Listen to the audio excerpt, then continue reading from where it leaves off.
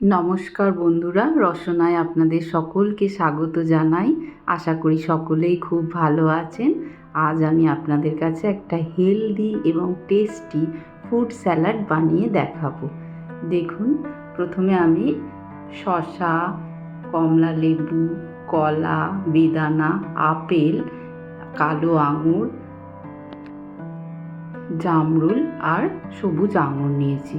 এবার আমি একটা পাত্রে 300 গ্রাম টক দই নিলাম, নিয়ে ভালো করে বোলটায় টক দইটাকে ফেটিয়ে এরকমভাবে ফেটিয়ে ফেলবেন যাতে একটু না লাম্প না থাকে। এবার আমি যে কুচনো ফলগুলো রেখেছিলাম সেগুলো সব ওই দইয়ের মধ্যে দিয়ে দেব। আপনারা আরও অন্য ফলও দিতে পারেন, আমি এই ফলগুলো দিয়েছি, আরও নানা রকম ফল দিতে পারেন। এই ফ্রুট স্যালাডটা আপনারা যে কোনো উপোসের দিন বা এমনি রোজও খেতে পারেন। দারুণ, শরীরের জন্য দারুণ ভালো। ভালো করে দইয়ের সঙ্গে মিশিয়ে নিলাম। এবার তার মধ্যে আমি 1 মুঠো খেজুর আর 1 মুঠো কিশমিশ দিয়ে দিলাম, দিয়ে তার মধ্যে একটু চাট মশলা দিলাম আর পরিমাণ মতো একটু বিট লবণ দিয়ে দিলাম।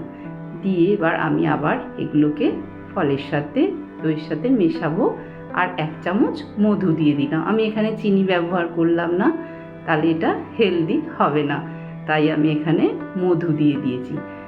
এই এই এই স্যালাডটা আপনারা যদি খান, যে কোনো উপোসের দিনে আপনাদের তো কাজ দেবেই, তাছাড়াও যারা ওয়েট লস করতে চান তাদের জন্য এই স্যালাড ভীষণ ভালো।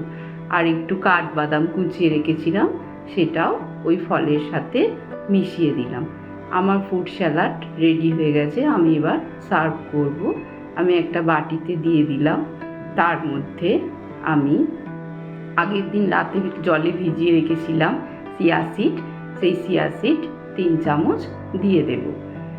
এটা দিলে আপনাদের ওয়েট লসে আরও বেশি কাজ করবে। এইভাবে বানিয়ে খেয়ে দেখুন। এবার আমি এর মধ্যে আরও একটু মধু দেব আর কিছুটা বেদানা আর কিশমিশ ছড়িয়ে পরিবেশন করব। দেখতেও যেমন সুন্দর হবে, খেতেও অপূর্ব হবে এবং আপনাদের শরীরেও খুব কাজ করবে।